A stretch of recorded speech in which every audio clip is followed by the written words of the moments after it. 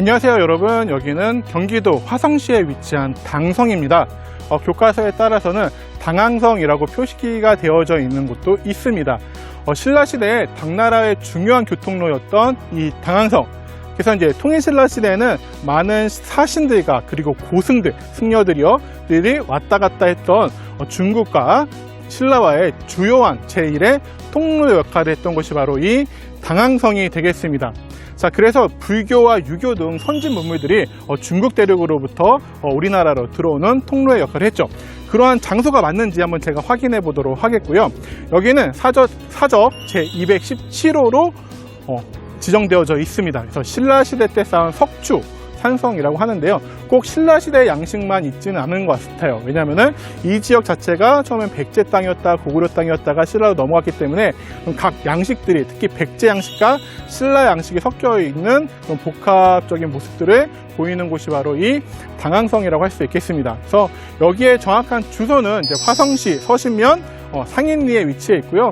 여기는 해발 165m의 구봉산 정상을 중심으로 당성이 둘러져 있습니다.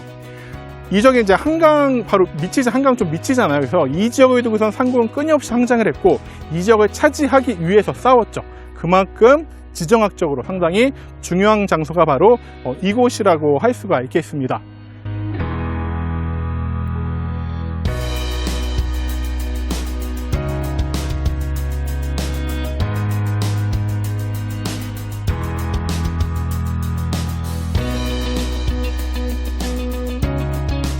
당성은 현재 이제 동문터, 남문터, 북문터, 그리고 우문터와 여러 이제 건물들의 터들이 남아 있고요. 현재 이제 발굴 조사와 함께 역사 문화재 정비 작업들을 실시하고 있습니다. 그래서 성 둘레는 총 이제 1,200m가 되겠고요. 높이는 이제 3m 정도 된다고 합니다. 그리고 면적은 157,689제곱미터. 숫자 잘 외웠죠. 외벽은 이제 바깥쪽은 석축, 돌로 만들어졌고 안쪽은 이제 내벽은 토축이었으나 많이 허물어져서 지금은 이렇게 크게 남아있진 않은데 지금 조금씩 이제 복원하고 있는 것 같아요. 그래서 일부 무너진 석축들을 1995년 봄부터 정비하기 시작하고 있습니다. 1993년에 이제 지표 조사를 실시했고요. 1998년부터 지금까지 6차례 발굴 조사를 한 것 같아요.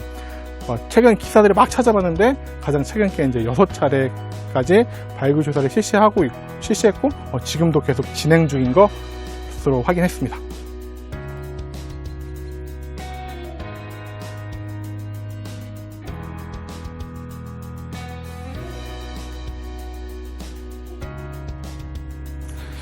지금 여기 당성이 삼국시대에 상당히 중요한 역할을 했잖아요. 물론 이 당성이 조선시대까지도 이용을 했다라고 하지만 삼국시대 그리고 통일신라 시대에 신라가 당나라하고 교역을 했던 매우 중요한 또 교역항으로서 역할을 했잖아요. 그래서 여기가 이제 언제부터 신라 땅이었는지를 좀 여러 자료들을 찾아봤습니다. 그래서 조금씩 이제 좀 다르게 나타나는 자료들도 있지만 일반적으로 제가 이제 종합을 해보니까 여기가 원래 남양반도, 화성시 지금 그래서 남양반도 요 이때가 초기 국가 시대에는 마한 지역의 소구였던 것 같아요. 근데 이제 백제가 한강유를 시작해서 점점 넓혀가면서 백제가 먼저 차지를 했겠죠. 그 다음에는 이제 고구려가 차지했고 그 다음에는 이게 신라로 넘어갔던 것 같습니다. 그래서 백제 때는 이제 당항성이라고 불렸고 고구려 때는 당성군으로 불렸고 신라 때는 나중에 이제 당은군으로 명칭이 계속해서 이제 변화했던 것 같습니다. 그래서 이제 여기가 이제 백제의 영역이어서 그런지 이제 이 산성 자체도 신라가 차지한 다음에 이제 백제의 영향을 받아가지고 복합형 산성으로 축조를 했던 것 같습니다. 그래가지고 이제 여러 자료들을 찾아보니까 신증 동궁 여지승람이라는 역사책에는 이제 고구려 당성군, 본 고구려 당성군이라고 표기가 되어 있고요. 또 세종실록 지리지에도 이제 고구려 영토다라고 표기가 되어 있는 것 같습니다. 그리고 이제 고려사에는 고구려 영토라고 표기가 되어져 있고, 이제 우리가 확실히 아는 것은 이제 또 여기가 마지막 것은 이제 신라가 차지했으니까, 그래서 이제 백제, 고구려, 신라 이런 순으로 갔던 것 같은데요. 그러니까 이거가 이제 무엇과 일치하느냐라고 보면은 우리가 삼국의 항쟁 과정에서 가장 중요하게 생각했던 지역은 바로 한강유역 있잖아요. 한강유역. 한강유역을 차지했던 순서대로 또 삼국의 전성기가 오지 않습니까? 그쵸? 그래서 처음에는 이제 백제, 한성 백제 자체가 이제 한강역에서 시작을 했기 때문에 백제 근초고왕 때 첫 번째, 전성기, 삼국지의 첫 번째인 백제 근초고왕 때 백제 전성기가 있게 되어지고요. 그 다음 이제 고구려가 남하 정책을 하잖아요. 그래서 한강 바로 이북 지역까지 고구려의 관객도당이 차지하고 장수왕이 수도를 평양으로 옮긴 다음에 아예 남진 정책을 펼쳐가지고 한강역까지 다 장악해버리죠. 어디까지 내려가요? 그렇죠. 충주까지 내려 충주에 충주 고구려비가 지금 세워져 있잖아요. 자, 그리고 맨 마지막에는 그렇죠. 신라 진흥왕이 차지하게 되어지죠. 신라가 차지해죠. 그래서 세 번째로 이제 전성기를 누리는 마지막으로 전성기를 누리는 신라가 한강역을 차지하고 삼국통일을 하게 되어지죠. 물론 진흥왕이 혼자 차지했던 건 아니고 이제 백제 성왕이랑 연합해서 차지했지만 곧 진흥왕이 배신을 때려버리죠. 그래가지고 그 배신, 신라 원래 이 한강 하류 지역은 백제가 차지하기로 했었는데 진흥왕이 요거를 이제 배신을 때려서 다 차지해 버리는 바람에 백제 성왕이 신라 진흥왕, 신라를 치러 가다가 어디에서요? 네, 그죠. 충북 옥천 관상성 전투에서 오히려 백제 성왕이 전사하는 일이 벌어지기도 했죠. 그만큼 이 지역, 지금 이 지역은 그만큼 삼국의 항쟁 과정 중에서 이 지역을 차지한 나라가 우선 주도권을 진다라는 측면에서 가장 중요한 지역이라고 할 수가 있겠습니다.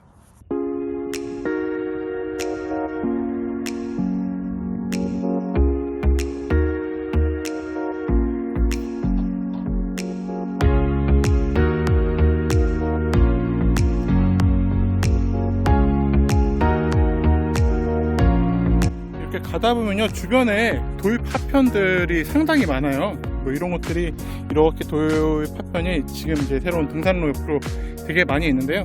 그래서 보면 중간중간에 그냥 돌이 아니라 기와 파편, 마당 파편 같은 것들이 있어요.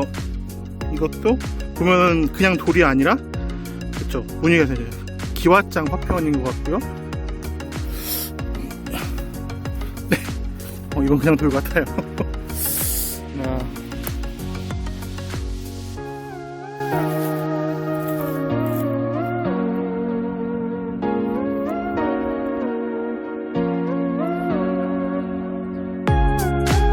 이렇게 당성 가장 높은 곳인 여기 이제 망해로 추정제입니다.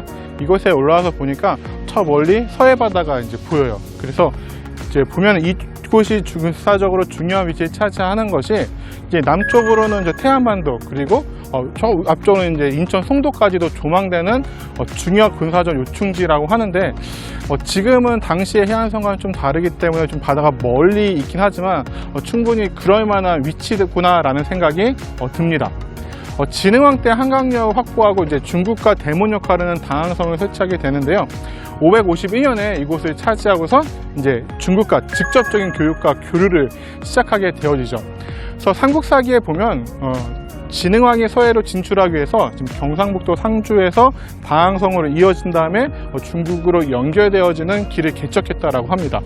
그러다 보니까 이제 백제와 고구려는 신라와 당나라가 연합하는 것을 막기 위해서 이 지역을 이제 다시 되찾기 위해서 상당히 노력을 하게 되죠. 그래서 의자왕이 처음에 왕에 오른 다음에 이제 신라의 40여 성을 빼앗게 되잖아요. 그 다음에 고구려하고 백제가 화친을 한 다음에 다시 이 신라의 당항성을 빼앗기 위해서 노력하는 내용들이 중국의 역사석인 구당서에도 이제 실려 있는 것을 볼 수가 있습니다.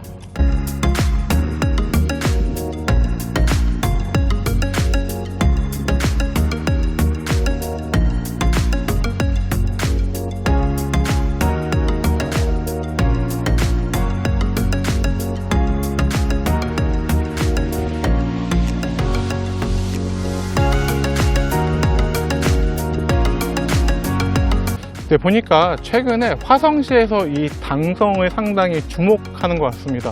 물론 이제 화성시의 대표적인 축제 중에 하나가 저기 이제 멀리 보이는 전곡강에서 열리는 뱃놀이 축제, 요트 축제 이런 것들 열리거든요. 그러니까 그 전곡강에 있는 그 위치도 이제 역사적으로 중요한 게 이 당성, 중국과의 대중국 루트의 주요한 통로였던 당성에서 동산과 가장 가까운 항구잖아요.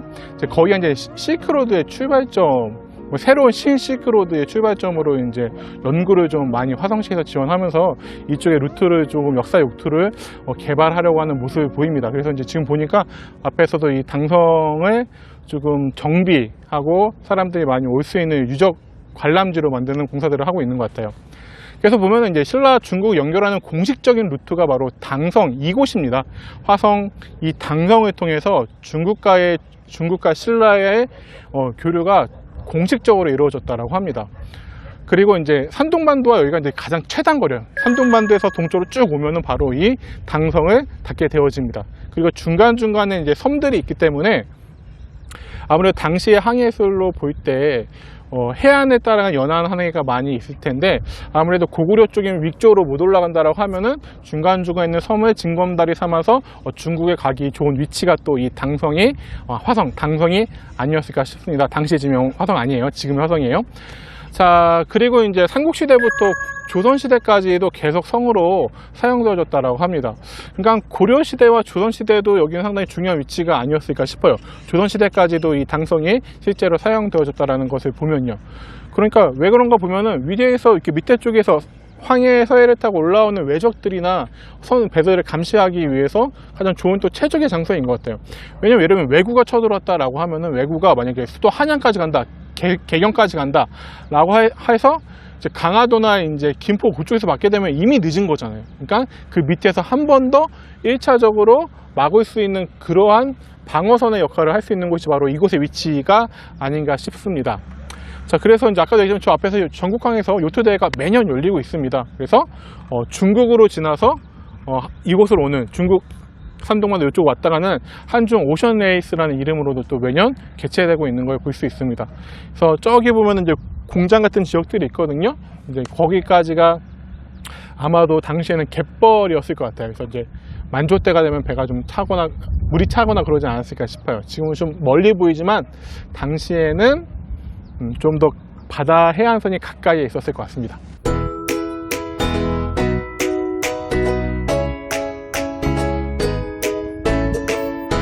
네, 여기는 당성의 가장 높은 곳, 그러니까 구봉산의 가장 높은 곳에 위치해 있는 망해루의 추정지입니다. 망해루는 이제 당성에서 이제 가장 높은 곳에 있으면서 아무래도 사방을 좀 조망하기 위한 건물이었겠죠. 그래서 원래 이제 성의 장대지로 이용됐다가 고려 시대는 누각으로 고쳐 지은 것으로 추정된다라고 합니다. 그리고 여기를 이제 발굴 조사를 하다 보니까 여기서 흙으로 만든 말, 토제마라고 하죠. 흙으로 만든 말 17개가 나왔더라고요. 그러니까 아무래도 흙으로 만든 말 17개는 이제 실제 말 대신 해가지고 이제 제사를 지낼 때 아무래도 바다 건너고 이러다 보면은 그 전에 안전을 기원하면서 제사 지내고 하잖아요. 그때 사용되지 않았을까라고 이제 제가 생각하는데요. 자, 그러한 17개의 이제 흙 모양의 흙으로 빚은 말 17개가 출토되어져서요. 아무래도 그런 재를 올렸던 장소로도 사용되어졌던 것 같습니다. 이색이 쓴 남양부 망해루기, 여기가 이제 화성시 남양이라고 불렸던 곳이기 때문에 이 탁 트인 전경을 갖추었고, 그리고 빈객과 사신들을 기쁘게 하기 위해서 이제 손님들과 사신들을 기쁘게 하기 위해서 노대를 이제 정자 같은 이제 노각을 세우고 바다를 바라본다. 앞쪽이 이제 바다니까 바다를 바라본다라는 뜻에서 망해라고 이름을 지었다라고 합니다. 그래서 여기는 지금 앞에서 포크레인이 막 지금 약간 공사를 하고 있고요.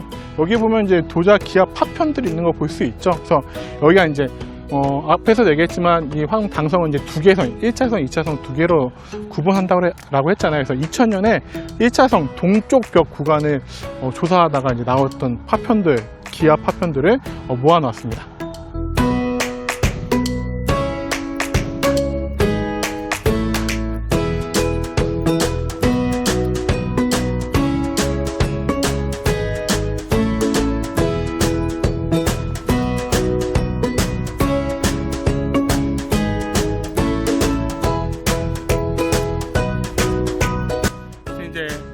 망해루 쪽에서 이제 내려가고 있는데요. 여기 밑에 보이는 여기 폭포의 이쪽 지역에 이제 북문지라고 합니다. 북문이 있던, 당성에 북문이 있던 자리가 바로 이곳인 것 같고요.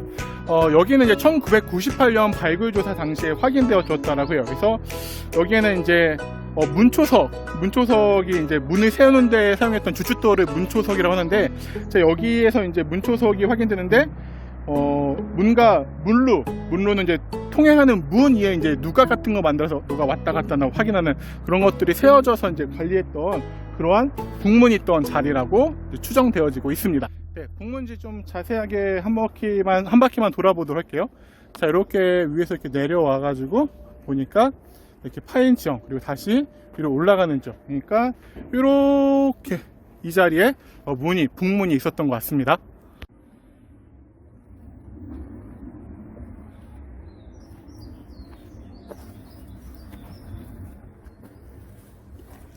자, 그리고 이 지역은 우리가 너무나 잘 알고 있는 이야기의 배경이 되는 지역이기도 합니다.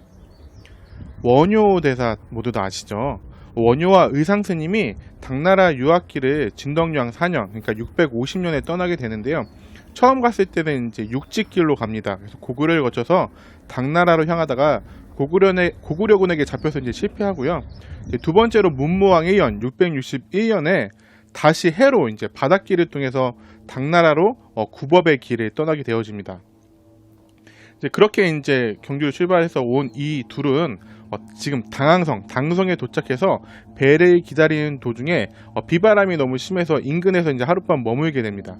이때 이 밤에 밤에 너무 목이 말라서 해골물을 마신 원효대사가 큰 깨달음을 얻고 돌아가게 되어지죠. 그 깨달음을 얻은 곳이 바로 이 지금 화성시 당성지역 남양 요 지역이. 자, 여기는 이제 집수시설, 당시 우물이 있었던 곳으로 추정되는 자리가 되겠습니다. 그래서 이제 북문에서 이렇게 내려오다 보면은 자리하고 있는데요. 당시에 이곳에는 이제 우물들이 있으면서 당시 이제 군인들이나 여기 살고 있었던 사람들에게 마실 물, 생활 용수들을 공급해 줬을 것이겠죠. 그리고 이 이제 물이 있다 보니까 이 물 주변으로 이제 집수지 주변으로 철덩어리라든지 이런 것들이 발견이 되어졌다라고 해요. 그래서 이런 작업들의 흔적들은 이곳에 이제 대장간이 있지 않았을까라고 추측을 해주는 그런 단서를 제공해주고 있습니다.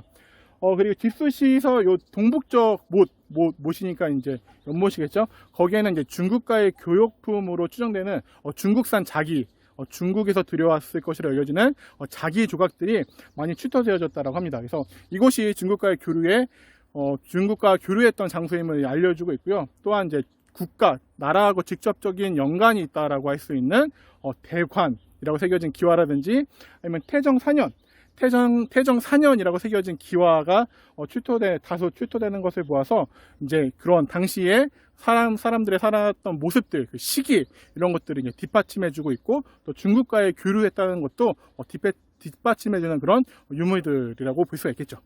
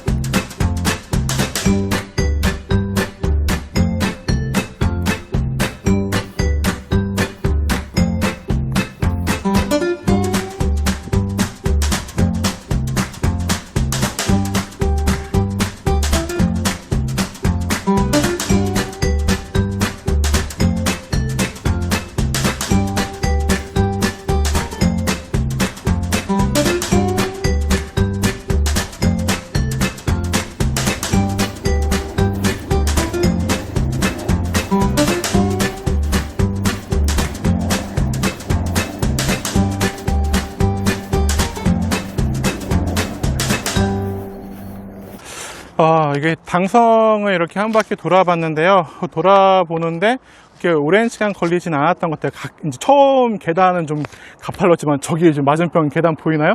저기 빼고는요 그렇게 이제 어려웠던 지점은 없었던 것 같습니다.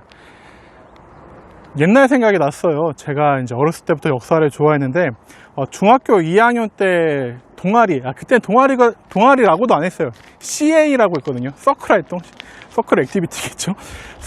그때 제가 향토 탐사반 이런 걸 했었는데 제가 이제 수원에서 자랐기 때문에 향토 탐사반을 하면서 그때 이제 약간 30대의 여자 역사 선생님이셨어요. 이랑 같이 여기 당항성이 있던 자리에 왔었어요. 그때는 이렇게 뭐 정비가 돼 있지도 않고요. 제가 기록들을 쭉 찾아보니까 그때가 이제 겨우 막 1차 조사 시작할 그 무렵이었던 것 같아요. 진짜 산길에 헤매고 와서 버스 타고 와가지고 지금 한 바퀴 대충 둘러봤던 것 같아요. 근데 그때도 대충 이게 둘러보는데 밑에 도자기 파편 이런 게 정말 많았던 그런 기억이 납니다. 그게 벌써 1990년대니까 그 우리 역사쌤, 중학교 때 역사쌤이 얼마나 좀 그런 현장을 학생들에게 보여주고 싶었는지 그 열정이 지금 느껴지는 것 같아요. 생각해보니까 그때는 그렇게 막 나가서 체험활동하고 이랬던 적이 아니거든요. 새삼 이제 그때 선생님의 그런 영향들, 제가 만났던 중학교 때 그 선생님이나 이제 제가 고등학교, 창녕고등학교 나오면서 창원고에서 만났던 이제 이땡땡 선생님, 조땡땡 선생님, 역사 선생님들의 그런 정말 열정적인 그러한 역사 교사로서의 모습들을 보고 제가 지금 이 자리에 있지 않나 싶어요. 물론 이제 그 제일 처음에는 초등학교 5학년 때 선생님이었던 안땡땡 선생님, 지난주에 스승의 주간이어서 스승의 날이 있어서 이제 연락드리고 찾아뵀더니 소고기 사주셨어요. 제가 대접하러 갔는데 우리 초등학교 5학년 때 담임 선생님 안땡땡 선생님 이제 교장 선생님으로 퇴임하셨거든요. 한 4, 5년 전에 소고기 제자 왔다고 소고기 사주시는.